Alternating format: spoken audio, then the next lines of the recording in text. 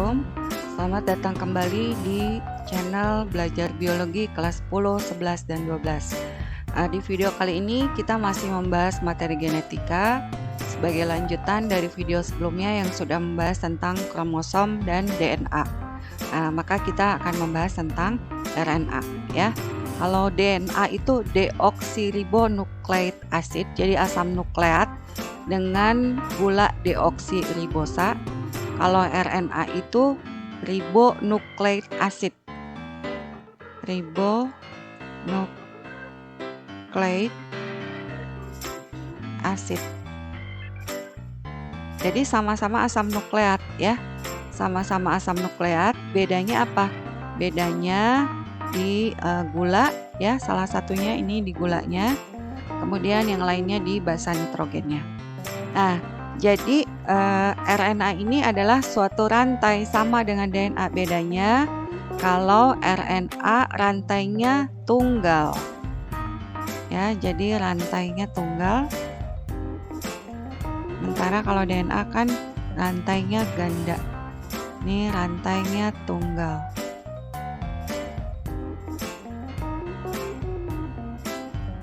Kemudian berikutnya ini gulanya. Ya. Gulanya disebut dengan gula ribosa. Kalau DNA kan deoksiribosa ya. Waktu video tentang DNA sudah dijelaskan ini perbedaannya nih. Ini kan OH. Kalau di DNA ini kehilangan satu O, makanya disebut deoksiribosa ya. Kemudian yang lainnya perbedaannya adalah di basa nitrogen.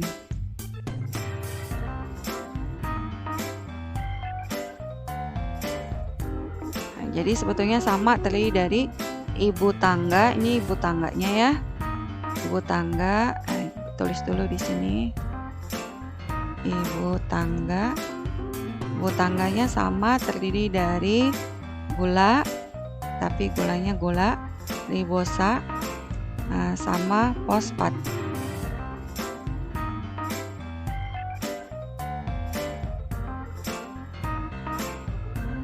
Nah, gitu ya. Jadi itu ibu tangganya. Terus anak tangganya juga ada, tapi cuman setengah karena dia tidak berpasangan. Anak tangganya terdiri dari basa nitrogen.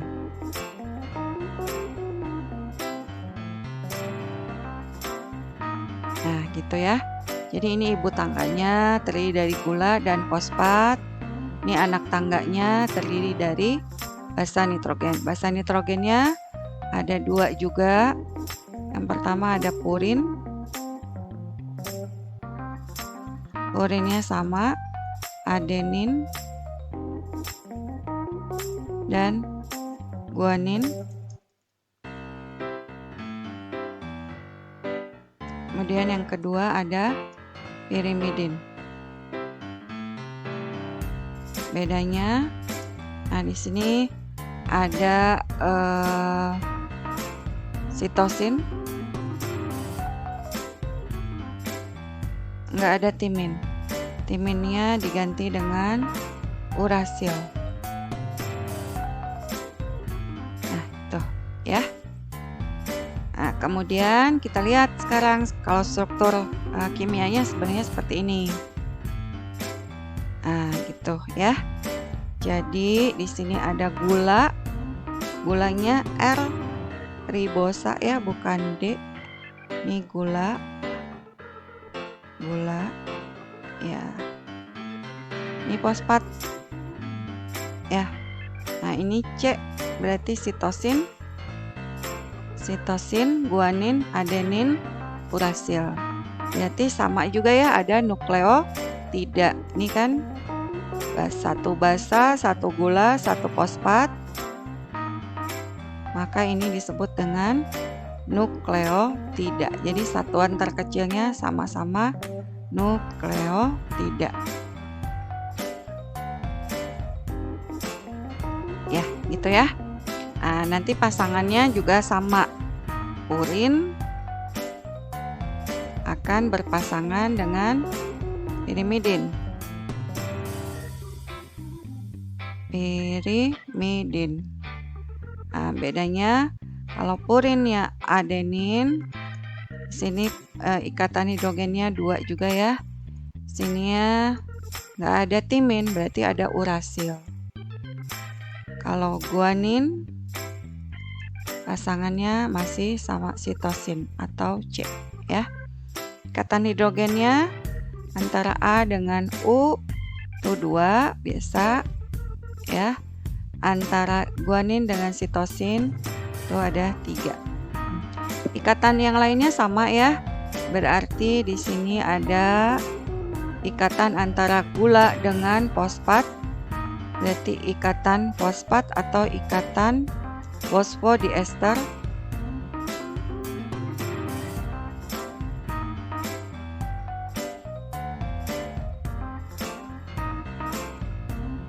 Kemudian ada ikatan kovalen ya antara basa dengan gula. Berarti ini.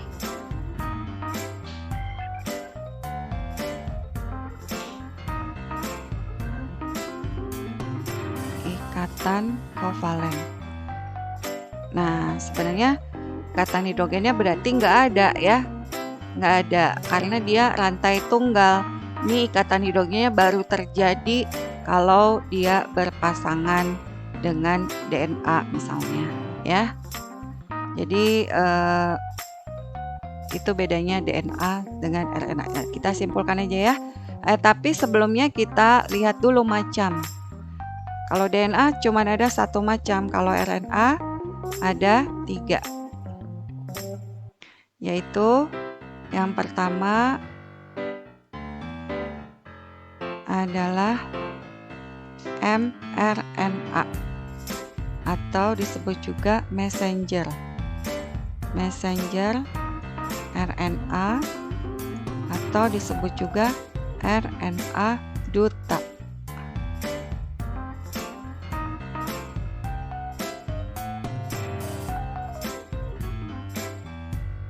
Ya, ini bentuknya kayak gini ya.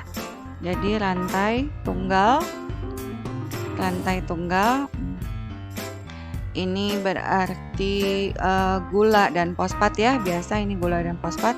Ini basa nitrogennya. Adenin, urasil, guanin, sitosin ya. Nah, sesuai dengan namanya duta. Duta itu apa? Pembawa pesan. Nah, jadi fungsi dari mRNA adalah pembawa pesan. Pesannya apa? Pesannya adalah informasi genetik. Nah, dari mana? Dari DNA yang ada di inti ya atau di nukleus. Dibawa kemana? Dibawa ke ribosom. Ribosom untuk apa? Untuk diubah menjadi protein ya dalam proses sintesis protein. Tuh ya. Nah, itu yang pertama. Yang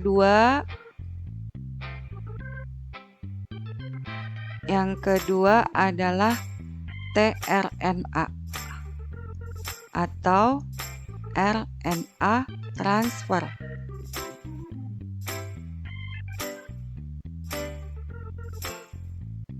Nah, ini bentuknya seperti ini ya. Nih, sebetulnya sama ini rantainya kayak gini, cuma dia melipat kayak gini. Ini basa nitrogennya ada di sini. Oh ya, kalau susunan basa nitrogen yang ada di mRNA itu disebut dengan kodon. Jadi ini kodon. Berarti kodonnya misalnya tersusun dari A, U, G, C, C, C, G, G, U gitu ya. Nah, ini kodon misalnya. Tuh. Nah, kalau di RNA transfer, ini kodenya ada di bawah. Disebut dengan antikodon.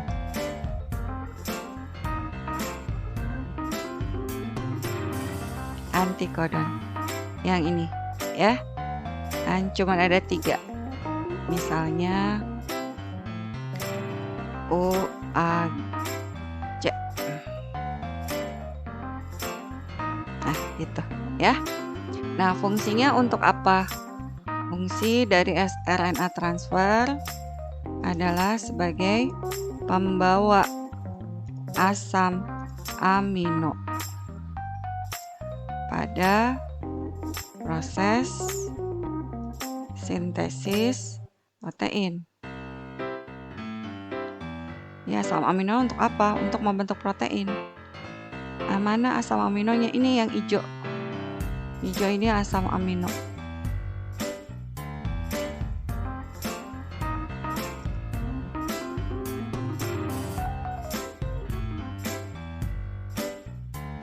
Nah, gitu. Nah, jadi nanti antikodon ini akan berpasangan dengan kodon. Jadi kalau kodonnya A misalnya, berarti di sininya harus U. Kalau di sininya U, berarti di sininya A. Kalau di sininya G, berarti harus C gitu ya. Nah, nanti asam aminonya akan disesuaikan dengan kodon. Kalau kodonnya AUG misalnya, maka jenis asam aminonya yang di bawah di sini ya. Berarti itu kalau AUG itu start kodon namanya. Itu metionin. Ya, jenis asam aminonya metionin. Nanti beda-beda berarti kalau kodenya lain lagi, berarti jenis asam aminonya juga berbeda gitu ya.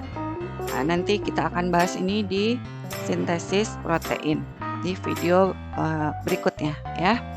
Kemudian yang ketiga ada lagi RNA yang disebut dengan rRNA atau ribosom.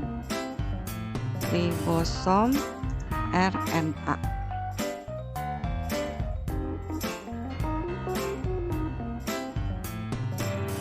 Nah, jadi ini adalah gambar dari ribosom.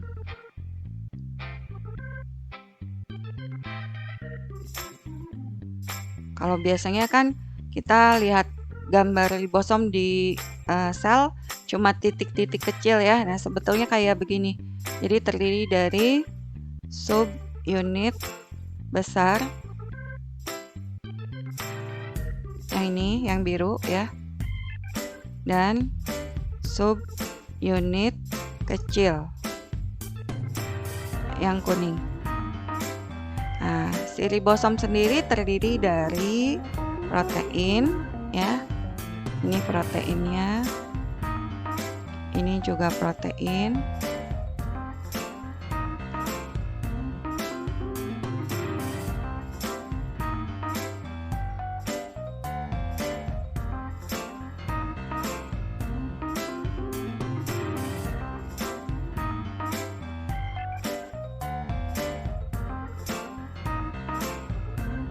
Nah, gitu. Kemudian terdiri dari apa? Terdiri dari RNA tadi. RNA.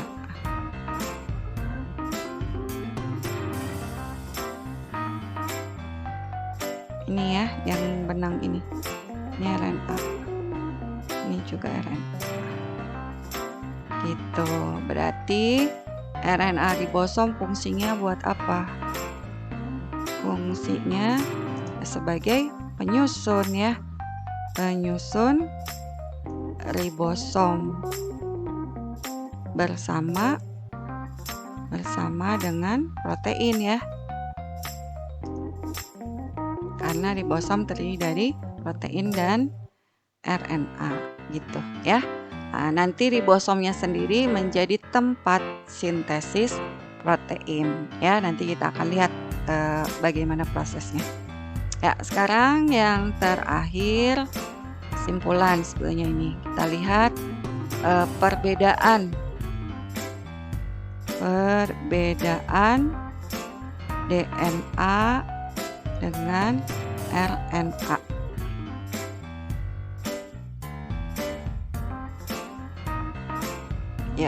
Ya, dari bentuk udah ketahuan ya. Berarti ini RNA ya.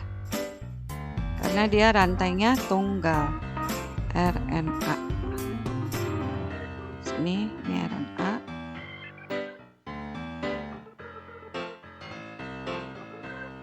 Satu lagi DNA.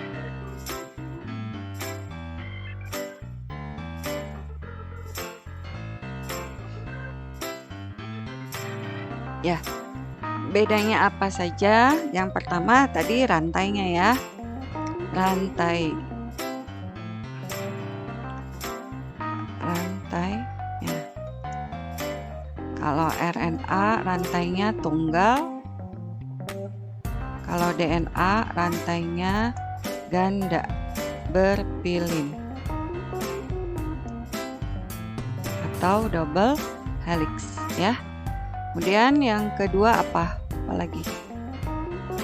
Gula ya.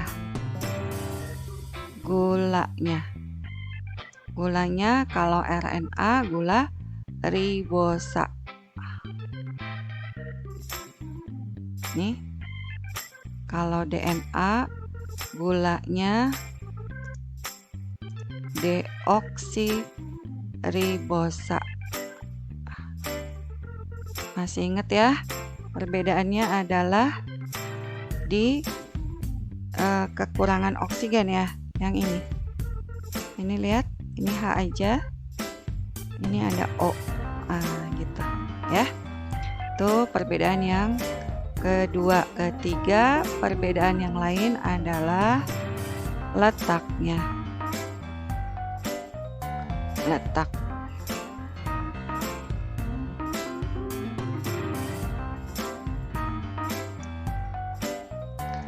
RNA itu letaknya bisa di inti sel, bisa di sitoplasma,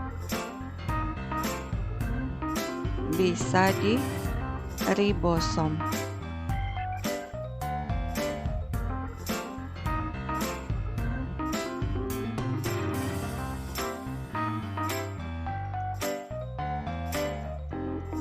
Ya.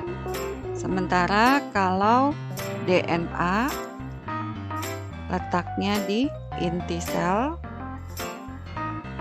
tidak ada di sitoplasma, tidak ada di ribosom. Ya, paling tambahannya ada DNA ekstra kromosom, yaitu di mitokondria. Jadi mitokondria itu punya DNA sendiri. Selain itu juga ada yang lain yang punya DNA sendiri adalah kloroplas.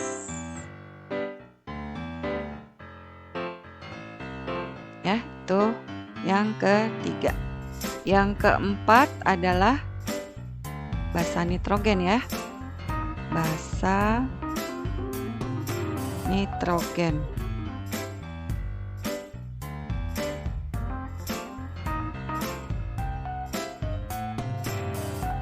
Basa nitrogennya kan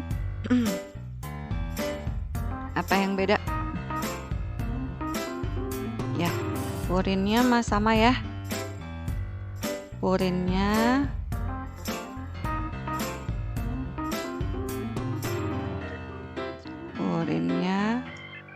adenin dan guanin ya. A dan G. Ini juga sama. A dan G. Nah, yang beda adalah di pirimidin ya. Pirimidin. Di sini ada sitosin dan urasil. C dan U. Sementara di sini ada sitosin dan timin. Nah, gitu. Kemudian berikutnya perbedaan selanjutnya adalah kadar atau jumlahnya.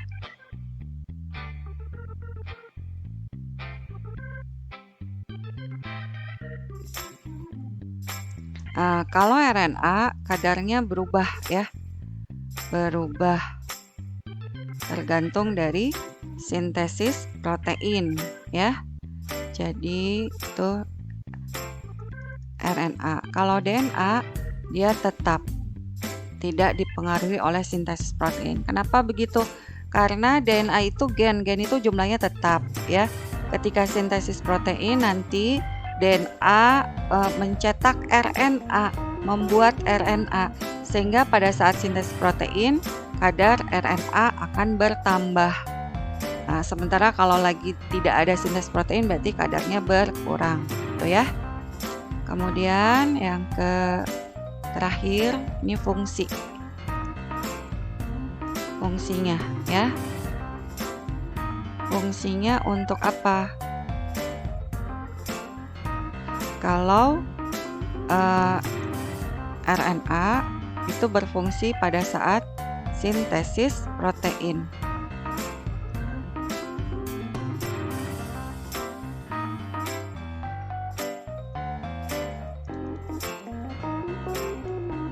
Ya, kalau DNA yang paling utamanya adalah dia sebagai informasi genetik ya. Informasi genetik juga berperan sama dalam sintesis protein.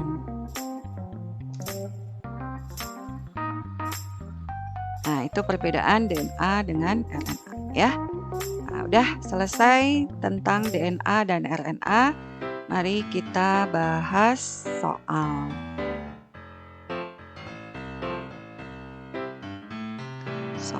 dan pembahasan. Ya, nomor 1. Berikut ini adalah ciri-ciri asam nukleat. Jadi asam nukleat itu ada 2 ya. Tadi ada DNA, deoksiribonukleik acid. Ada RNA, ribonukleik acid, gitu ya. Ditemukan hanya dalam inti sel. Yang ada hanya dalam inti sel itu adalah DNA ya, meskipun DNA juga terdapat pada mitokondria dan kloroplas. Kemudian ditemukan dalam sitoplasma. Yang ada di sitoplasma itu RNA. Kalau DNA tidak ada di sitoplasma ya. Jadi boleh kita tulis di sini. Ini RNA ya.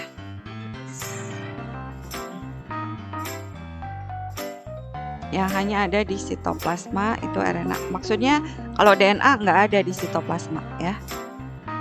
Kemudian rantai polinukleotida tunggal itu RNA tunggal. Nomor 4, rantai polinukleotida ganda itu DNA. Yang kelima, tersusun atas gugus fosfat ribosa. Basa nitrogennya ada urasil. Berarti dia adalah RNA. Yang ditanya ciri RNA. Berarti nomor 2, 3, dan 5. Ya, ada ya jawabannya D. Ya, nomor 2. Berikut adalah ciri-ciri DNA dan RNA. Double helix. Kalau double helix berarti dia DNA.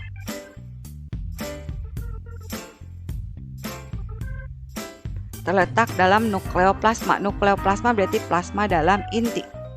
Dan sitoplasma berarti RNA ya, karena DNA tidak ada di sitoplasma, hanya ada di nukleoplasma. Mempunyai urasil berarti ini RNA. Berfungsi sebagai template. Template itu cetakan. Ini sudah dibahas di video sebelumnya tentang DNA. Jadi yang berfungsi sebagai template itu adalah DNA. Tepatnya DNA antisense. Punya gula ribosa, berarti dia RNA. Jadi ciri RNA lagi ya. Berarti nomor 2, nomor 3, dan nomor 5. Iya, jawabannya adalah C. Ya, alhamdulillah ya, sudah selesai pembahasan tentang kromosom, DNA, dan RNA ya. Tinggal gennya nih, gennya sebelah mana adanya, nanti kita bahas di video berikutnya. Terima kasih. Assalamualaikum warahmatullahi wabarakatuh.